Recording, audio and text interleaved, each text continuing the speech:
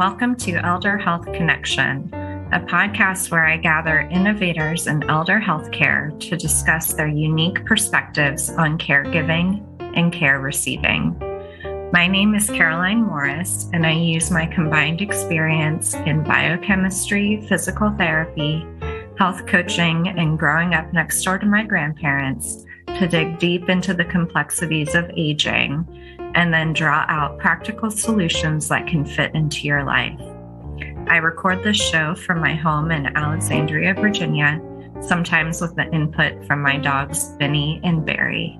Thank you for joining us today. Today, I'm honored to introduce you to Nicholas Pfaff of Proactivity. Nick leads Proactivity's resident data management team, utilizing his background from Cornell Engineering to harness data and analytics that drives Proactivity's results-focused services. Nick joined the Proactivity team in 2005, became a partner in 2013, and has been involved in service delivery and management throughout all of Proactivity's services. A former Division I college wrestler and sprint football player, Nick also utilizes his sports performance background as a trainer, corrective exercise specialist, and corporate injury and disease prevention consultant to keep a client in the game and performing at their best. Hobbies include trail running, followed by a pint from a local craft brewery. Nick has been instrumental in getting my own health data service up and running and introducing me to this world. I can't wait for you to learn more from him. Hi, Nick. Welcome. Hi, Caroline. Thanks for having me.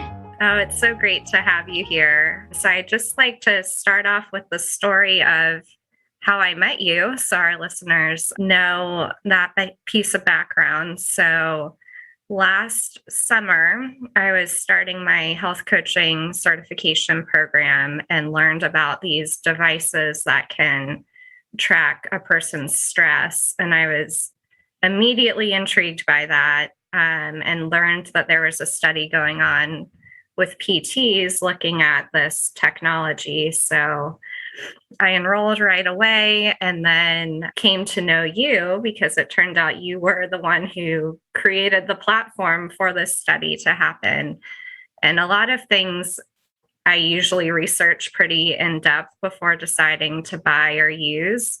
But when I went back and looked at our time together, I think I got my device on July 1st and I had signed up to be a provider August 20th. So it was a very fast turnaround. I saw the value right away in what you were doing.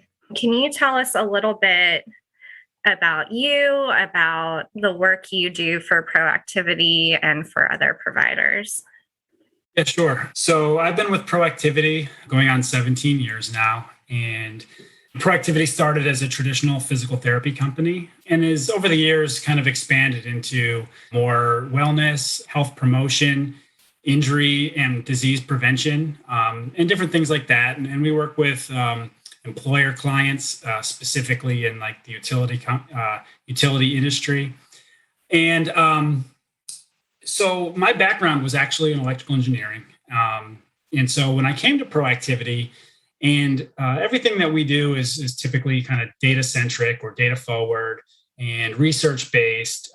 It was kind of a natural fit for me to fall kind of more into the data analytics side of what we do. So I kind of took over and spearheaded that division. And that's kind of where the CISRS platform was born from. I guess it all kind of started, we were working with, one of our employer clients.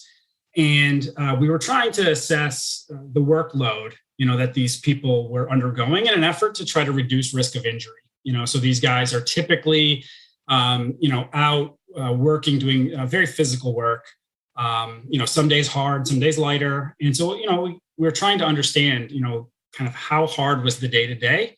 And we can measure that through the devices, as with steps, with intensity minutes, looking at their heart rate throughout the day. And it kind of gives us an idea of how hard they were working, but also how their body was responding to it. So someone who's very fit, they could respond to that hard workload well, and we can push, and they could be pushed harder before it's at risk. So that's measured on the device through, as you said, the stress score and through the body battery, which gives us an idea of, how people are managing it. So anyway, we slapped these devices on people, and we didn't have any way of aggregating the data. So I had to manually look at each person's data one by one, copy that information over into a spreadsheet, and then run some kind of analytics to understand, were there any correlations, and where was there opportunity to help, with this specific problem. From there, we kind of just, took it to the next level. And that's where the CISRS system was born from, because that was the solution to our problem, which was we created this dashboard that the data from the watches automatically fed into the dashboard. I was able to look at a snapshot of all my people. I was able to aggregate the data quickly. And then I was also able to filter it pretty easy down by each individual if needed. So that's kind of where, a little bit about my background and where the system came from. Yeah, that's great. So what I'm picking up is you really solved several layers of problems of one, looking at people in their work environment where there were physical demands. And I take it there were injuries happening if you were brought in. From time to time, some of them accidents, which are harder to prevent. Some of them are just overuse, injuries. And that's really where we were asked to interject some of our expertise. Great. And then you provided them with a device so that both the workers themselves and you could monitor what their bodies were doing, and then moved into the CISRS platform to make it a much more efficient task for you.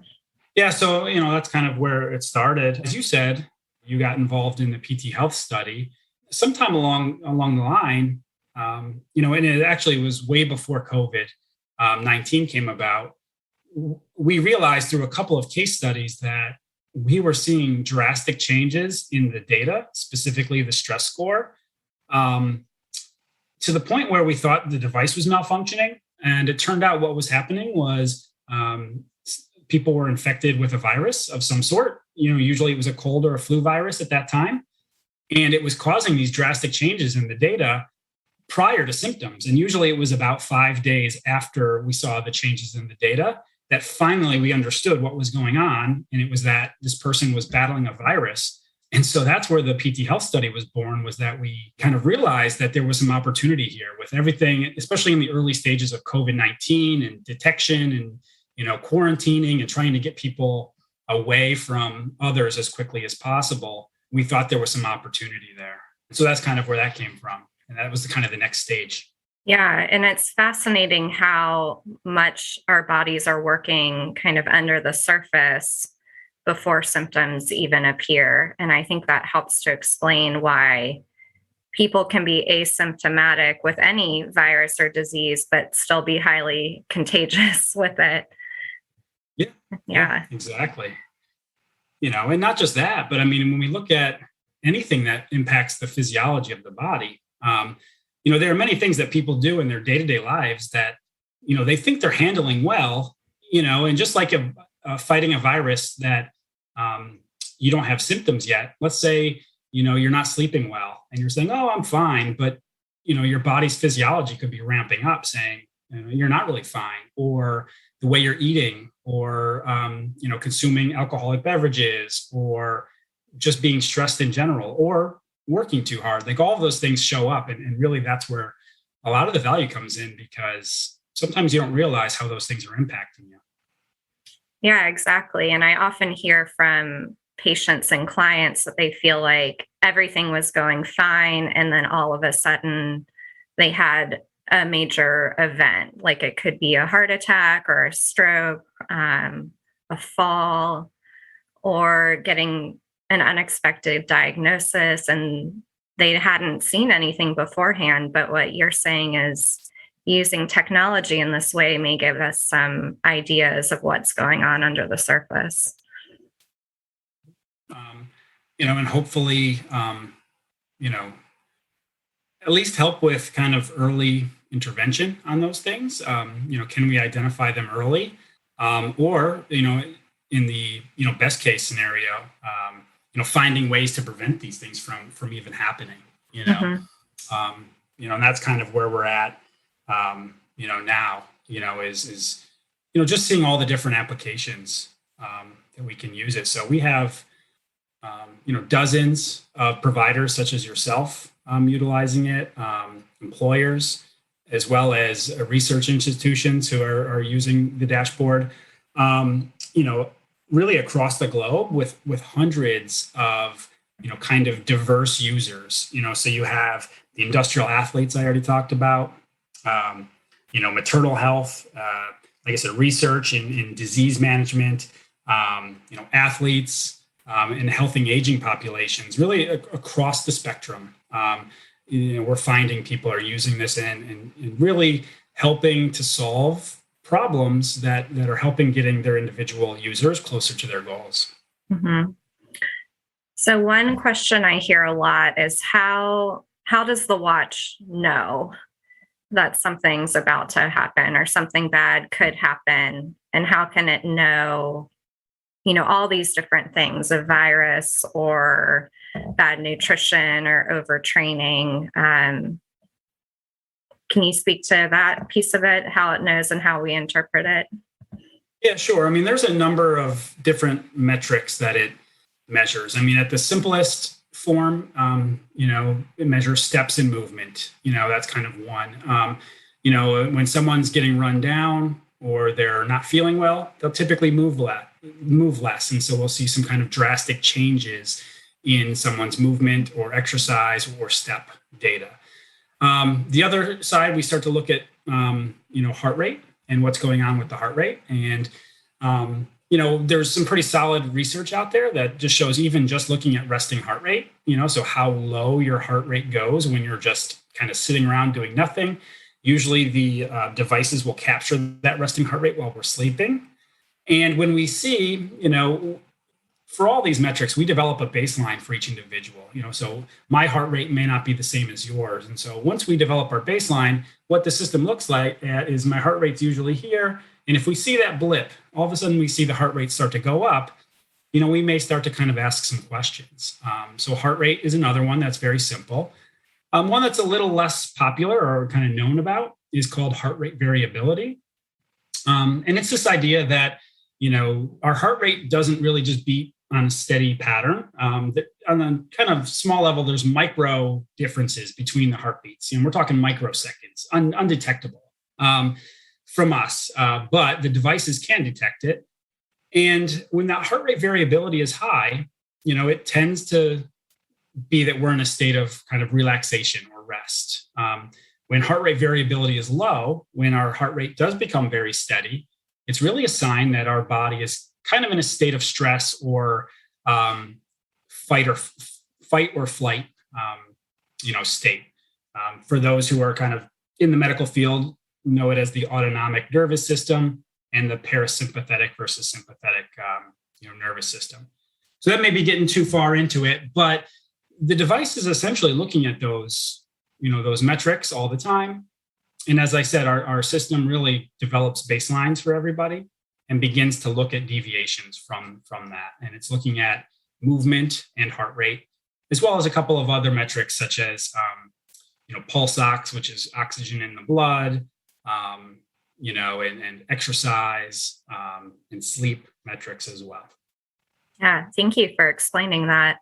I think the heart rate variability is what is the most exciting for me because it can give us real-time information into how stressed or relaxed we are. Because sometimes we just don't know. There have been days that I thought have been perfectly normal days, and I go back and look at my data, and I'm like, what happened today?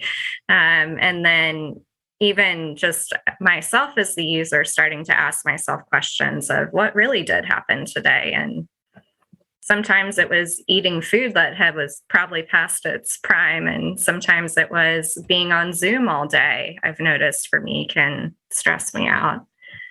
Yeah. And, it's really kind of an early warning system, like you said, usually you start to see changes in the heart rate variability prior to the symptoms. It could be symptoms of viral infection. could just be symptoms of fatigue. I'm getting run down, or whatever. My energy is low. But typically, the heart rate variability will show up first, and then if we can tap into that and do something about it when we see those changes, maybe we can minimize the impact of those symptoms. So for example, the case I used before about the catching a cold and we thought the watch was broken. Once we learned about that, so we started saying like, okay, once we see the data going funky, make sure you get extra sleep, like don't overdo it in your exercise, like start eating right. And what we found was that, the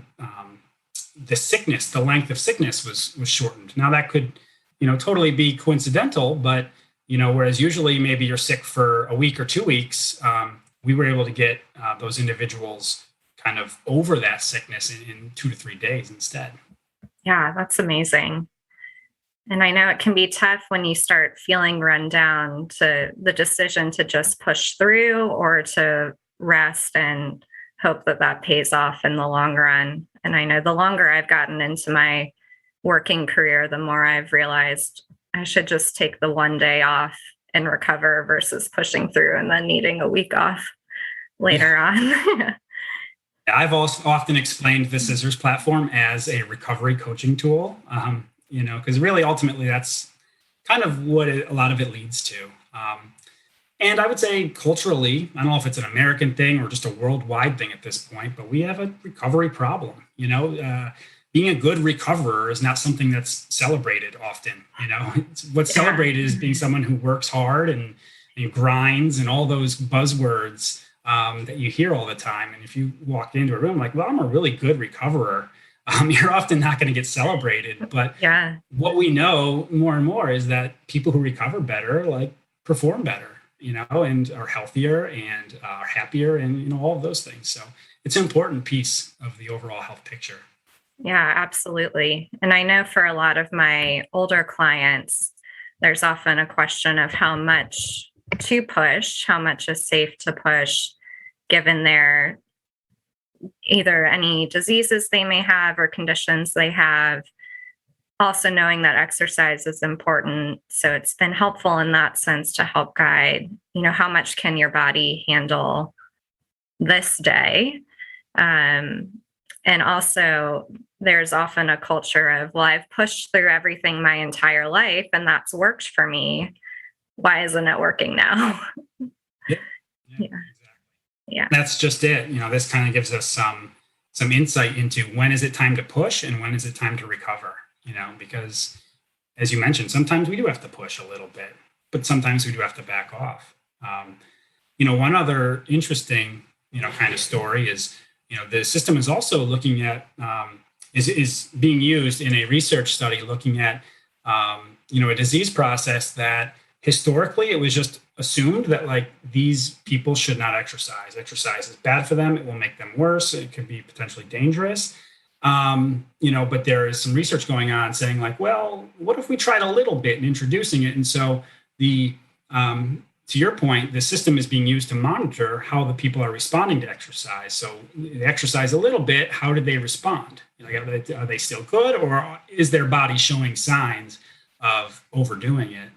And so, they're really looking to try to kind of almost reverse, kind of historically common knowledge with this disease process, using the feedback from the system and from the devices. So it's pretty cool, and it can be used in a number of different ways. Yeah, there's so much, as much as we don't like to admit it, there's so much guesswork in healthcare and trial and error. And I think this process gives a lot more information, and it speeds up the trial and error process too. We do try things, but we get more immediate feedback and make changes more quickly. There's a lot of opportunity there as well. Yeah. For sure. What are some things that have really surprised you along the way? That's a tough question. I don't know if it really surprises me, but I really love when we see a user who kind of gets it, that I don't know if they don't really believe that these things can work when they first put the device on their wrist. And then all of a sudden something happens to where the device knows something that only they knew. And, you kind of, as a coach or something, kind of says like, hey, I noticed this happened in your data. And, all of a sudden the light bulb goes on and they're kind of like, oh, wow, like this stuff actually does work. So I guess, I don't know if that surprises me so much as, it's just really cool to see when that light bulb goes off. And it happens almost every time. The system is constantly turning kind of non-believers into believers that like, oh, wow, like my body works a certain way and I can't trick it, basically. Mm-hmm. Yeah, that's about all I would say there. Okay. And where do you see this really changing or revolutionizing healthcare as we know it? Yeah, so that's a good question because there's a lot of potential in that area. And this could geek out a little bit on the engineering side of things for you. So stop me if I'm going too far into it. But, the more times we see, so just take, for example, someone with COVID and we see their data, with, machine learning algorithms and, people will hear the term artificial intelligence, and that's essentially what it is. The computer systems will begin to recognize these very set patterns before even humans can recognize them. And we'll be able to predict these things even more. That's kind of my hope with kind of injury prevention, where this all started is, are there cues that if we can, kind of pick up on these things ahead of time, then we can change the course of the future, by just changing someone's actions, saying, hey, your pattern that we're seeing leads to injury 90% of the time. What we need you to do is to focus on some recovery for the next 48 hours. And we've seen that then reduces the likelihood of injury down to 10%. I'm just making up numbers, but that's ultimately the power of what a system like this can do when we get enough data. And the computer sees the same patterns enough times. That would be so exciting to be able to speak with that sort of confidence and specificity to the individual user, and not just the group. Yeah. And one other thing I want to add, which I don't know if this kind of goes along with it, but I think one of the big differences between what we're doing with the CISRS system and what a lot of other of the wearable devices are doing is, we really put it as a provider-centric system, meaning that it's a system that the end user, the person who's wearing the watch, it's a communication platform for them with a healthcare provider, someone who can help them interpret not only the data, but how the data is impacting their health overall. A lot of, these devices, so let's say an Apple Watch or something, you'll get alerts on your data, your watch will recognize some pattern, as I was talking about before, and your watch will tell you some bit of information. But the watch really doesn't have the full context of you, the person, and your medical history and, all the different variables that can be going on. Whereas, the human provider, can really take all those things into consideration. And that's really where we think the opportunity with this lies is, making the tech as good as it can be to where, the computer can predict things, but not just sending that directly to the person, using that with a healthcare provider to help make the best kind of healthcare decisions for the individual. So are you the only group that you know of using healthcare providers in this way? At this point, I think so. Yeah. There are other, other devices who may be, kind of pushing information to maybe some, more in the kind of the athletic performance realm, to kind of coaches and things like that. But maybe not necessarily kind of healthcare providers who, really understand, in a deep way, all the impacts of kind of like not just performance and exercise, but also just health, in general, and red flags and being able to screen for those things as well. Mm-hmm. Yeah, absolutely. And one of the things that's exciting for me as a provider is how accessible you are to me and how much the providers have helped to create the system. Like, you keep creating new things for us based on what we ask you for. And that's been very exciting for me. I mean, I guess that's part of the benefit of working with, I guess a smaller kind of tech, company or a smaller tech product, is that we really rely on our users to help us refine this and make it better. And so we're really in that stage of, how can our system be changed? What do we need to do to be able to better solve the problems that our users are having? And so, we're constantly evolving and trying to make this thing better and better. Yeah, you all do amazing work. Thank you so much. Yeah. Appreciate it. All right. And thank you for being a user for us and, really helping us to make this better and push it forward. Oh, of course. Yeah, it's so exciting. I love anytime we can use technology to help us connect with our own bodies better. So it's really, to me, an awareness tool, and in some ways a mindfulness tool, to be able to pause and reflect on what's going on inside and make a more informed decision. Sure. Yeah. Definitely. All right. So just a few closing questions for you, Nick. What does health mean to you?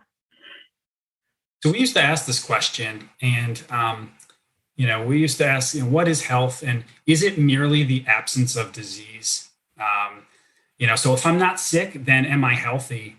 And ultimately, the answer for us was no. Like, the absence of disease is not health. There are then tiers of health beyond that, and ultimately, it's about being able to do the things that you want to do and being able to achieve the highest quality of life.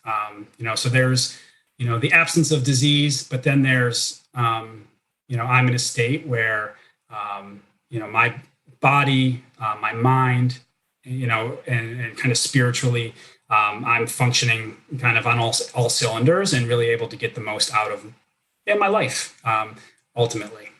Yeah, that's such a great definition, and very similar to the World Health Organization view, not merely the absence of disease. Yeah.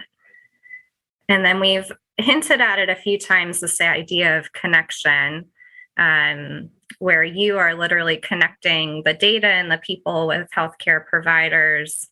The app that Garmin uses is called Connect. And I know in Proactivity's model, connection is one of the elements of health. So can you tell me a little bit more about what connection means to you and why you think it's important for health? Yeah, I mean, humans are social creatures, at the heart of it. Oftentimes we think that, if we didn't have all these other people creating all these problems for us, somehow we'd be better off. But what we know is that at the root of it, we're social creatures. We connect with one another. We need that to thrive. And so it tries to break down barriers. It's so interesting. We feel like we're more connected with all the technology that we have. And in many ways, that's exactly what this technology is trying to do.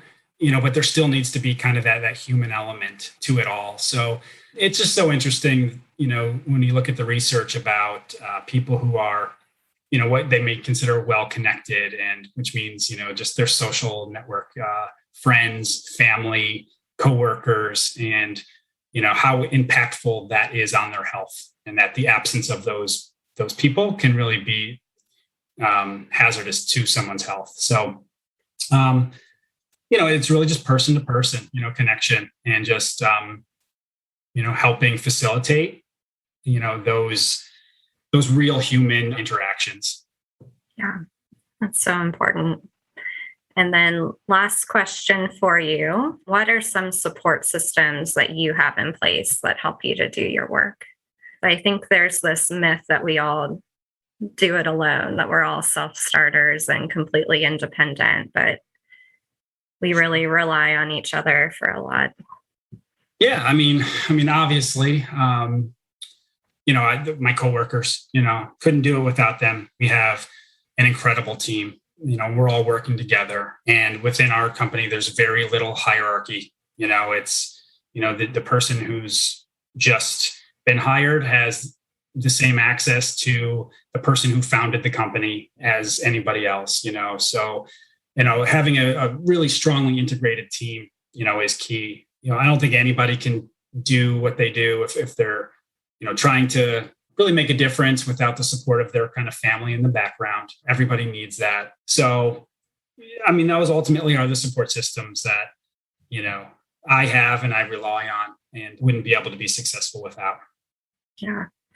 It's so important to be able to have that really solid work environment where you all are supporting each other. And then also the home environment where you can go home to recover as well. Yeah. Any final words for us, Nick? I don't think so. I kind of sign off every email and kind of every time I leave someone with just the simple, I think we may have the same email signature, just be well. Right? Yeah. I think I stole it from you. Okay. Yeah. It's just be well. It just means so many things and depending on the situation, but that's all I'd say to you and to all listeners. Just go out there, be well. Every choice we make on our day-to-day basis is a choice that's helping us either be more well or less well. I try to encourage people to help make those choices that help them be more well. So I would end with be well. Thank you. Is there anywhere you'd like to send people to contact you if they have any questions? There's, information about, the CISRS system. That's www.CISRS, which is CISRS.org. It's probably really the best way. And all of our contact information is on there, whether it be reaching out to me directly, or just contacting or our company or learning more about the system and what we're doing. Great. And there'll be a link to that in the show notes. Sounds good. All right. Thank you so much, Nick, for your time and for your work making this all possible for us. No problem. And thank you so much for having me on, Caroline. I appreciate it. All right. Take care and be well. If you would like to learn more about monitoring your health data with me, please visit carolinemorris.com/healthinsights. This podcast is provided for informational purposes only and does not create a provider-patient relationship between us. If you have questions about your health, please speak to a qualified health professional. If you would like to learn more about working with me as your qualified health professional, please visit carolinemorris.com. Did you know that gratitude is good for your health? If you found value in this episode, please share it with a friend and leave a rating or review. To keep the connection going, subscribe to Elder Health Connection on your favorite podcast player to get immediate access to upcoming episodes. Thank you for listening. With love and gratitude, Caroline.